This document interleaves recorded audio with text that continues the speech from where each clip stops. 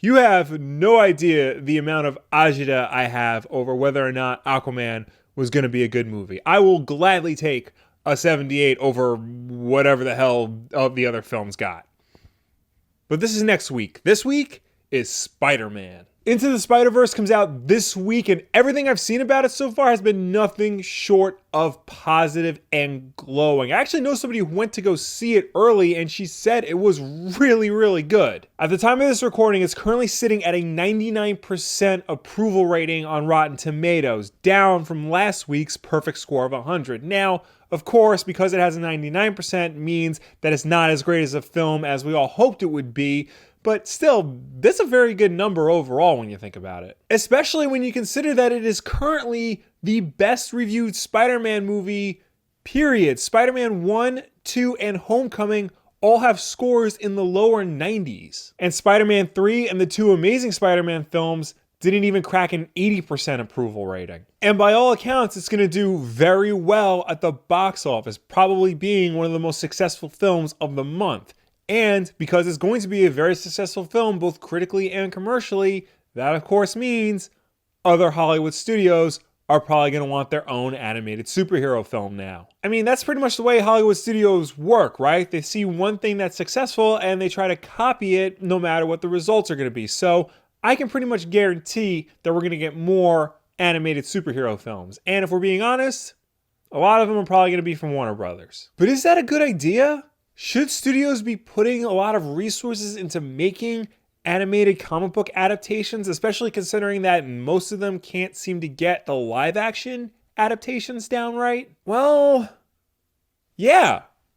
Animated movies are awesome. And I think that if we got more animated superhero films, we'd wind up getting more better superhero films, period, in the long run.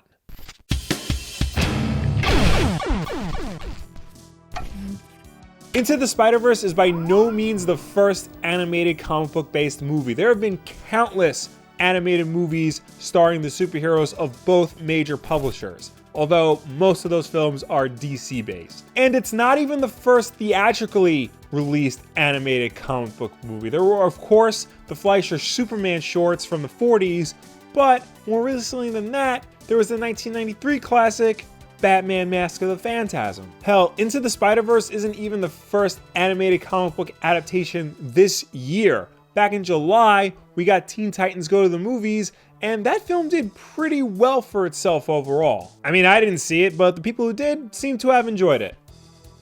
I might have to just bite the bullet and watch this show. But it ultimately doesn't matter who gets there first. What matters is impact. And by impact, I mostly mean box office, but let me try to explain. Both Mask of the Phantasm and Teen Titans Go to the Movies were continuations of pre-existing popular TV shows, not necessarily direct adaptations of pre-existing comic books. Into the Spider-Verse is wholly its own thing, not connected to any pre-existing TV show or movie, but rather a reinvention of a popular comic book storyline, much like how Infinity War was a reinvention of that storyline. I know technically it's connected to the other movies because, it's all part of the Spider-Man multiverse and whatnot, but that's not what I mean. That's like saying the 90s Flash TV show is connected to the current Flash TV show. They're only connected through retroactive multiverse shenanigans. What I mean is that Into the Spider-Verse isn't trying to be Spider-Man 4, nor is it trying to be The Amazing Spider-Man 3, nor is it trying to be Spider-Man Homecoming 2. It's separate from those. It's its own original thing. And besides, none of the live-action Spider-Men are Into the Spider-Verse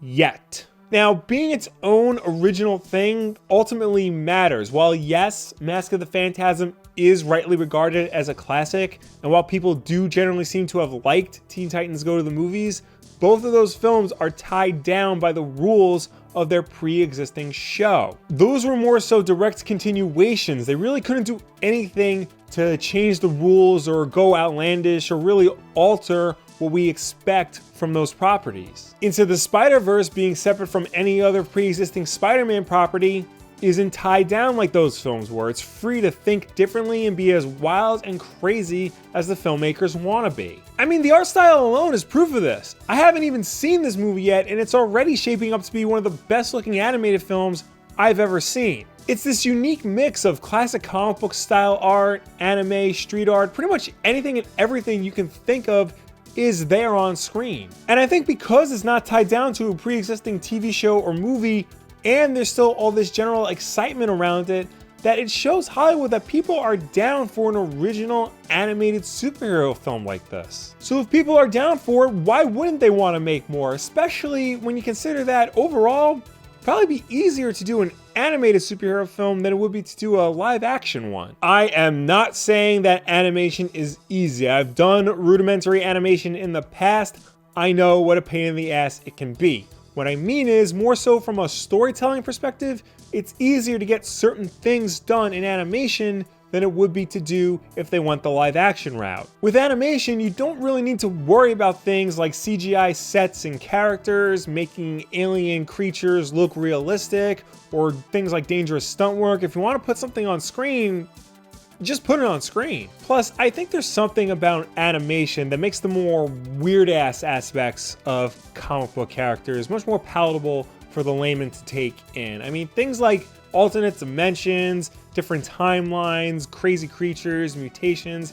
Something about being animated makes it easier to take in and understand than if it were to be done in live action. Now, granted, shows like Legends of Tomorrow and many of the MCU films are bridging the gap, making weird comic book stuff more palatable in live action than ever before. But at the same time, an animated film would be much easier on creators in terms of what they can dream up and actually do.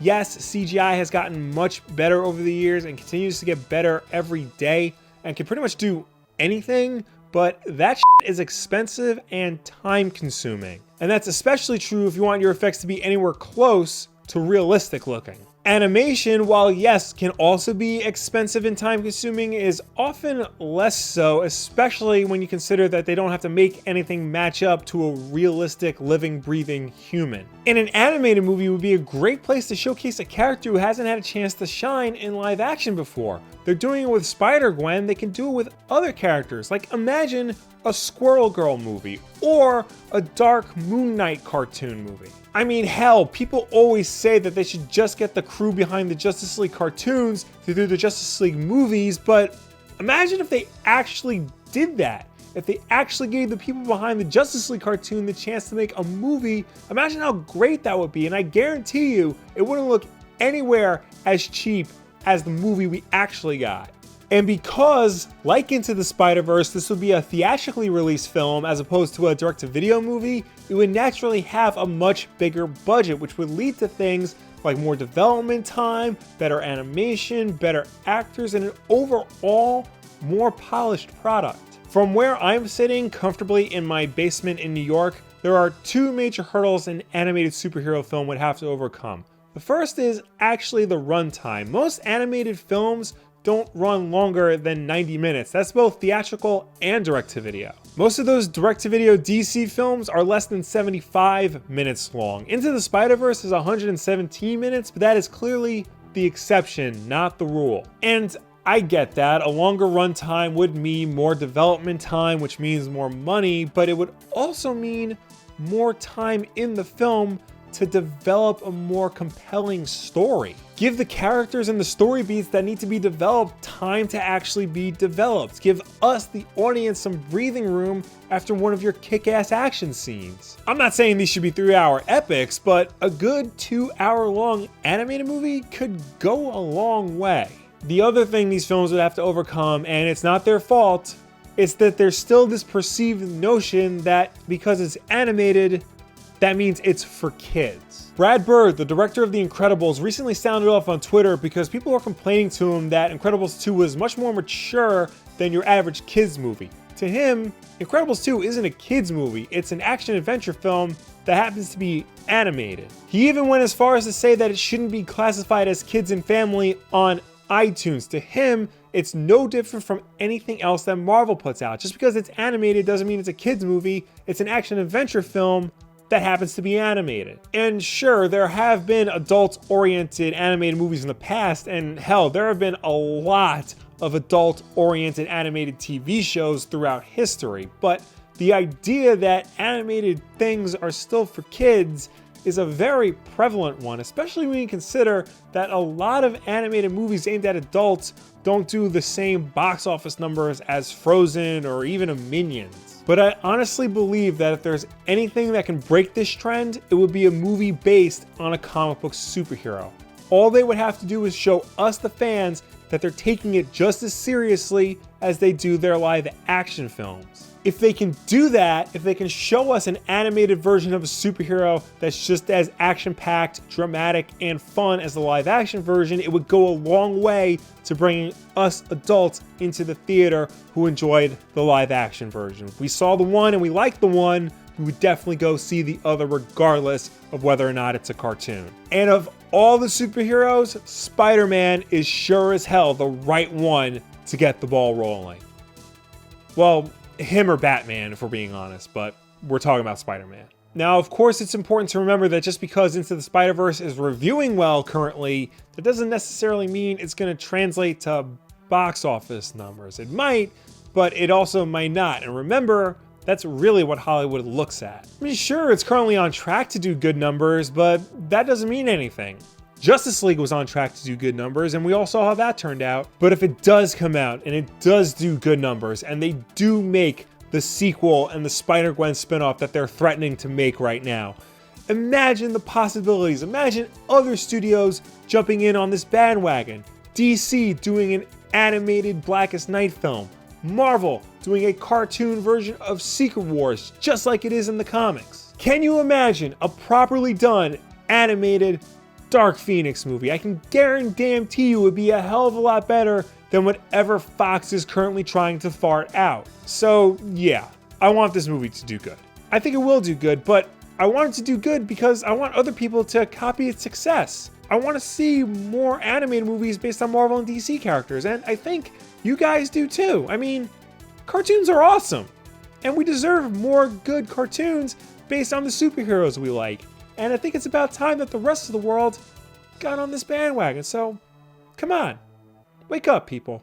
Are you excited for Into the Spider-Verse? Are there any other comic book superheroes that you want to see get an animated adaptation? Or would you rather they not get an animated adaptation? Just do a live action film or no film at all. Let me know down below or anywhere on the internet. Doesn't even have to be a Marvel and DC superhero. It could be an Image comic you want to see animated or a Dark Horse comic you want to see animated. This is a concept art print from the Goon animated movie that they were supposed to make a couple of years ago. I actually kickstarted this in order to get this print, and I would kill for a good animated Goon movie. So Tim Miller, if you're watching this, hurry up and make this movie. Stop trying to ruin Sonic the Hedgehog and go focus on this. Check out the Amazon affiliate links in the description below. Check out the link to Wulff Den Apparel in the description below. Be sure to check out all the videos we put out on this stupid channel every Tuesday, Wednesday. Saturday is still the backlog. We have no idea when that's going to end. And of course, every Wednesday night at 9 p.m. Eastern is Wulff Den Live. So subscribe to see